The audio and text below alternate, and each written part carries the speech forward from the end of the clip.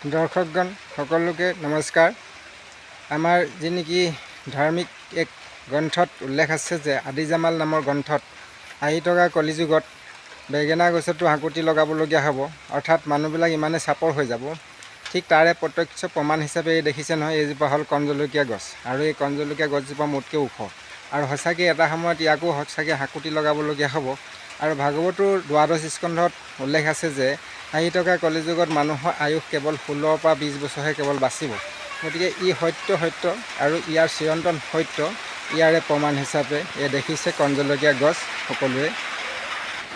এই মনুষ্য শৰীৰ পোৱাটো দুৰ্লভ হয়, যাৰ কাৰণে সংস্কৃতত কৈছে দুৰ্লভম মনুষ্য দেহি দেহি নাম স্যন ভংগুৰ তথাপি দুৰ্লভম মন্যে বৈকুণ্ঠ প্ৰিয় দৰ্শনম। মনুষ্য শৰীৰ পোৱাটোৱেই দুৰ্লভ হয়, আৰু যদিও বা পোৱা যায় কৈছে ই ক্ষণভংগুৰ হয়। এনে ক্ষণভংগুৰ শৰীৰতো তাতোতকৈ দুৰ্লভ হ'ল যে আমি সৎকৰ্মত লিপ্ত হোৱাটো, আৰু তেনেকুৱা সৎকৰ্মত লিপ্ত হোৱাটো কৈছে কি অত্যন্ত দুৰ্লভ হয়।